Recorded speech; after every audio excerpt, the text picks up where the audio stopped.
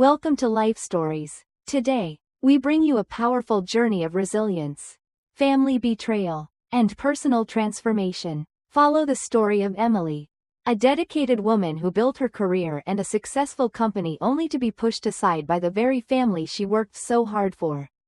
Faced with demotion and exclusion, Emily makes a bold decision to reclaim her worth, fighting back against those who once saw her as a mere tool. This is a story of strength, self-worth, and the courage to take control of your own future. Subscribe to the channel to start today's story. The headquarters of Simmons Construction Supply was located in a peaceful suburb of Boston, just a short drive away from the city's bustling heart. The building stood tall, its red brick exterior complemented by expansive glass windows that caught the sunlight, casting soft reflections of the vibrant street trees that lined the road. It had been built by my grandfather, a man of quiet strength. In the 1940s, though the years had passed, the building remained steadfast, a symbol of our family's legacy. My father, Edward, had renovated it 20 years ago, marking his attempt to bring the company into a modern age. I spent most of my days in my office on the top floor, gazing out at the view that had often served as a backdrop to my childhood.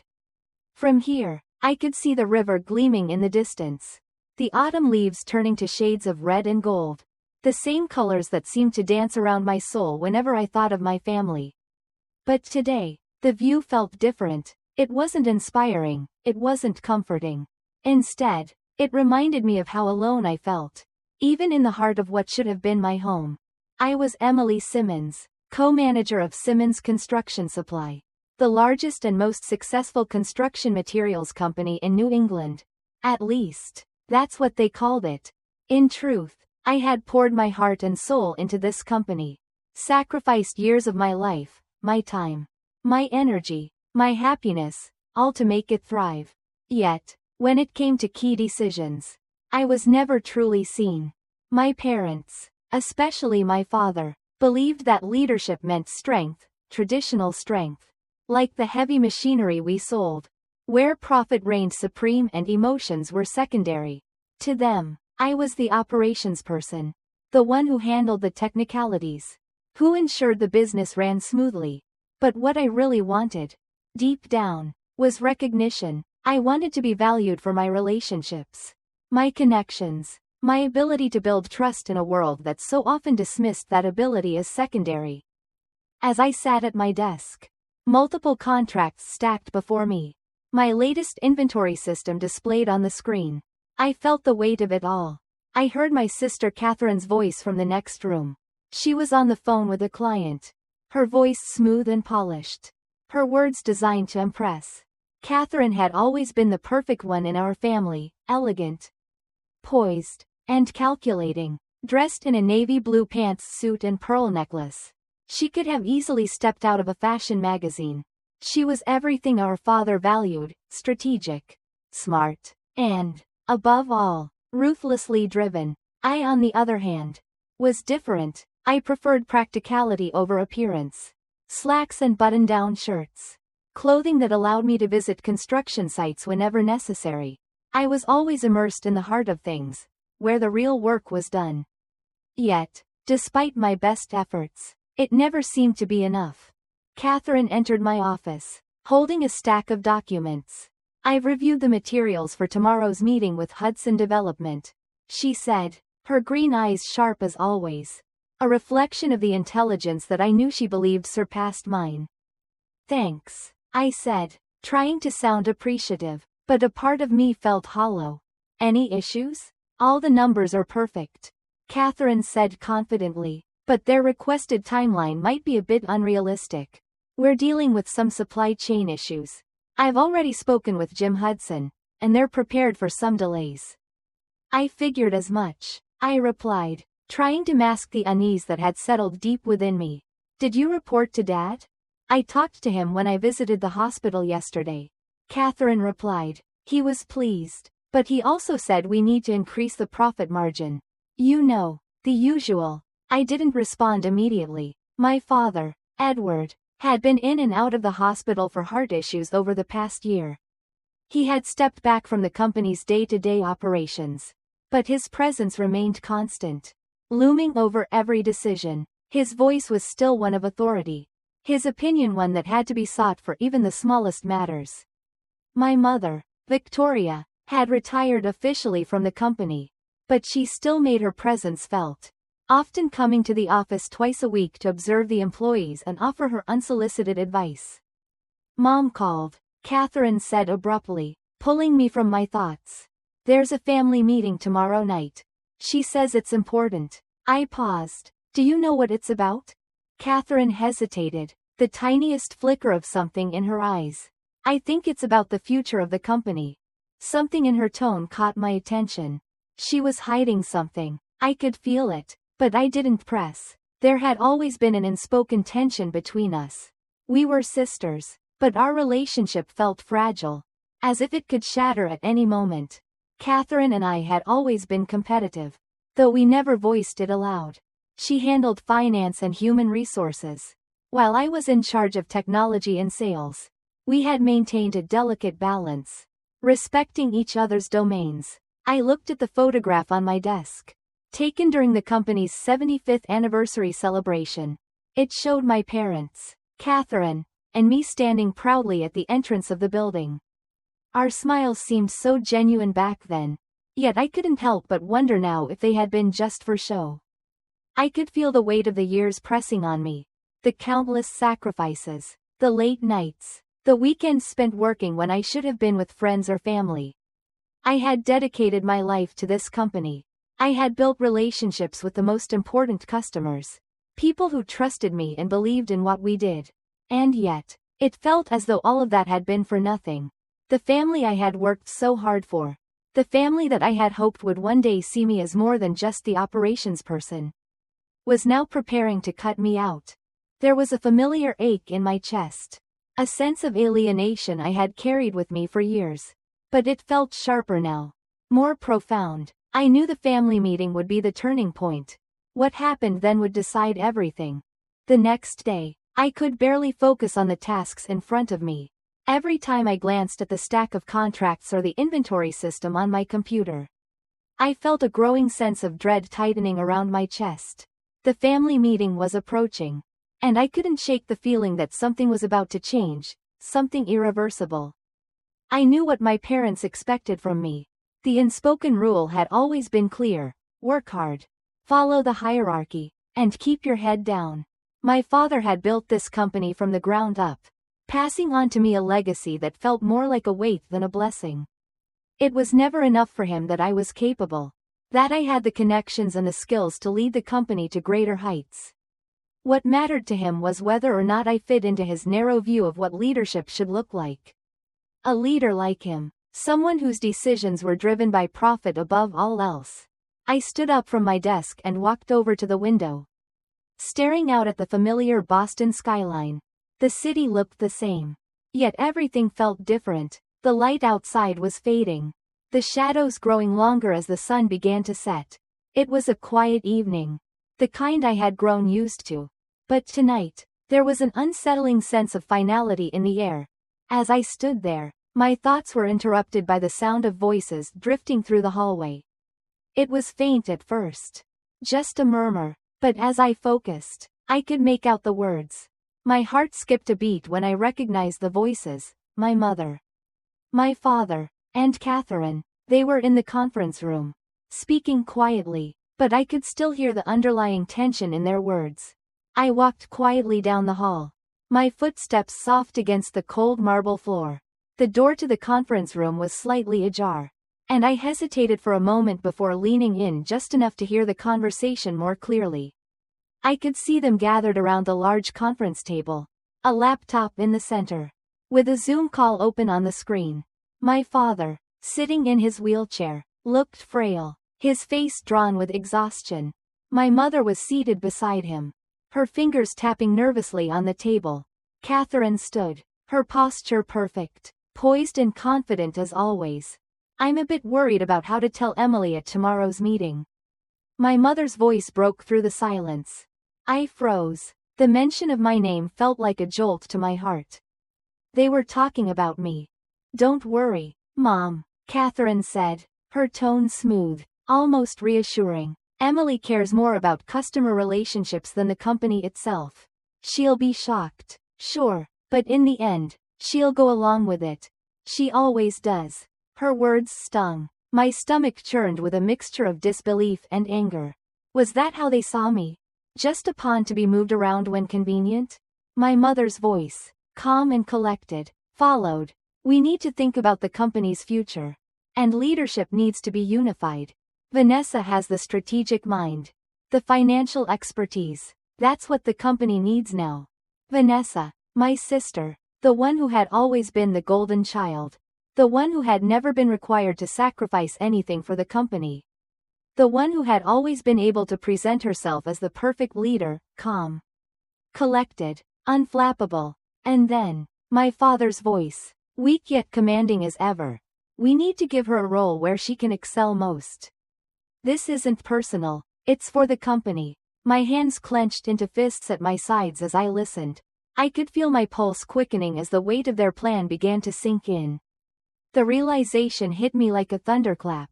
They were planning to demote me, to strip me of my power, to reduce my role to something insignificant. They were pushing me aside in favor of Catherine, someone they believed would bring the company the success they craved. I felt a sharp pain in my chest as my father's voice rang out again. This time with finality. We need Emily to focus on customer relations. But her role as CEO is no longer necessary.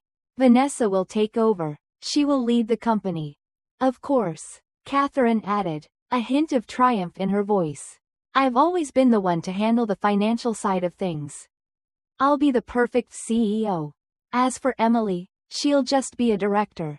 With limited authority. The words hit me like a blow. Limited authority. My whole life, I had worked for this company.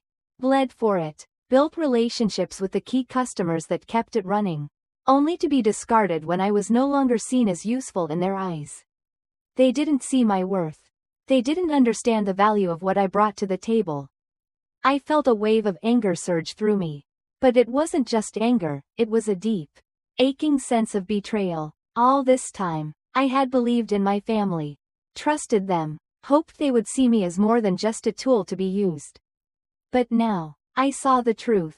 To them, I was nothing more than an asset to be exploited. I couldn't stay silent anymore. I had worked too hard.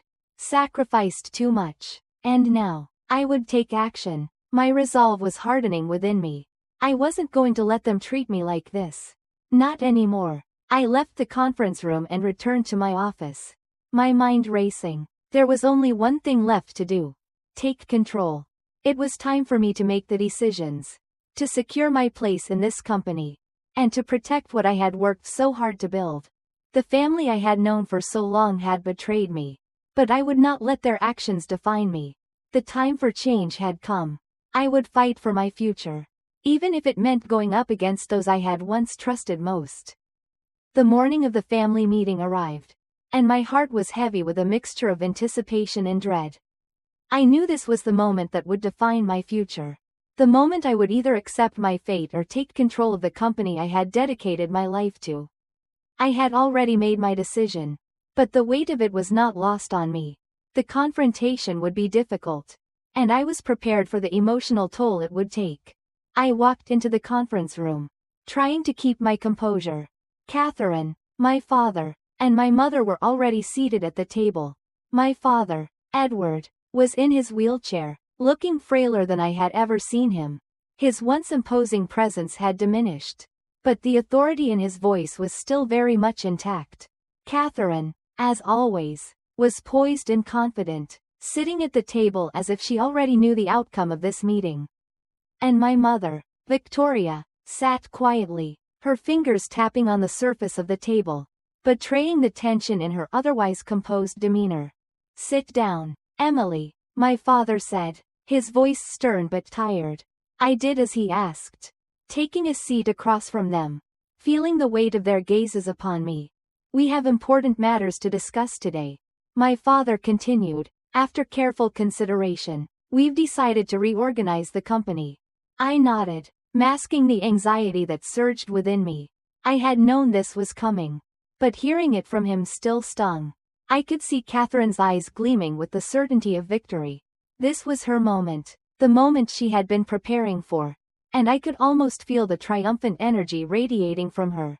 Victoria spoke next. This change is necessary to enable more efficient and strategic decision-making, she said, her tone calm and deliberate. We've decided that leadership must be unified. And after careful evaluation, it has become clear that Vanessa is the one to lead us forward. I took a deep breath, forcing myself to remain calm. So, Catherine is going to be the CEO? I asked quietly. Correct, my father replied. We believe her financial expertise and strategic thinking are what the company needs in this changing market. The words stung. They were stripping me of everything I had worked for, everything I had sacrificed. I had given so much to this company. And now, it felt as though it was all being taken from me. But I held my ground, not allowing the emotions that churned inside me to show. What about the board of directors? I asked, trying to hold on to the last vestige of influence I had. My mother's face was unreadable. The board will be downsized. It will consist only of your father, Catherine, and myself. You will no longer be a member. I felt my world shifting beneath me, the ground beneath my feet beginning to crumble. But I refused to let them see my pain. I looked them all in the eye, trying to find something, anything, of the family I had once known. And my role? I asked, my voice barely above a whisper. Catherine leaned forward, her smile polite but cold. You'll be the director of technology and customer relations. It's a good position, Emily. You'll still have a role. Just not the one you thought you would. It was a demotion, pure and simple, and deep down, I knew it was their way of pushing me out, of relegating me to the sidelines where I could do no more damage to their carefully constructed world. The room felt suffocating, the weight of their decisions pressing down on me. But I held my breath, pushing back the anger and frustration that threatened to spill over. When will this take effect? I asked, my voice steady, though my heart was anything but. Starting Monday, my father said, his tone now softer, as though he believed he was doing me a favor. We'll announce it to the employees on Friday. I nodded, though a cold fire burned within me. I understood now. They thought they could control me, that I would simply accept my fate and fall in line. But they were wrong. I wouldn't let them use me any longer. After the meeting, I returned to my office, my mind racing. I knew what I had to do. And it was time to put my plan into action. I had spent years building relationships with the most important customers, the ones who trusted me, who valued my expertise. It was time for me to use those relationships for something greater than just keeping the company afloat. I called Robert Stein, the investor I had known for years, and explained the situation. He listened carefully, his tone serious. Emily, this is foolish of them, he said. You're the heart of this company. Without you, it's nothing. We can turn this around. But we'll need to act quickly. We made our plans that afternoon, setting into motion a series of moves that would eventually give me the power I needed to take control of Simmons Construction Supply. Robert would work on acquiring shares, and I would reach out to the customers who had stood by me all these years, asking for their support. That evening, as I sat in my office, the weight of the past few hours finally hit me. I was fighting not just for the company, but for my dignity, for my worth, and I knew one thing for certain. I wouldn't let my family take everything I had worked for. As the days passed, my resolve only grew stronger. I moved forward with Robert's help, securing the shares I needed to shift the balance of power at Simmons Construction Supply. The support I received from my loyal customers, those who had trusted me over the years, was overwhelming. They saw what my family refused to acknowledge, that my value to the company lay not in titles or positions, but in the relationships I had built, the trust I had earned. 2 weeks later, the inevitable confrontation came. I stood before my family in the same conference room where I had once believed I would be celebrated. This time, the power dynamics had shifted. With 51% of the shares in my possession, I was no longer the one sidelined. As I entered the room, I could see the shock in their eyes. They hadn't expected me to fight back, let alone win. With a calm, steady voice, I made my announcement. I was taking control of the company. As of that moment, Catherine was no longer CEO. My trusted ally, Linda James, would take over as the new leader of Simmons Construction Supply. My family, who had once held the reins, was no longer in charge. The room fell silent. There was no anger or vindictiveness in my heart. Only a quiet satisfaction. I had reclaimed my dignity. The future of the company would now reflect what I had always believed in: transparency, collaboration, and recognizing true value in people. As I left the meeting, I knew there was still much work to be done. But I had learned a profound lesson. You can't choose your family, but you can choose the path you take. And sometimes, the hardest choices lead to the greatest personal growth. If you enjoyed this story, make sure to subscribe to our channel for more inspiring life stories.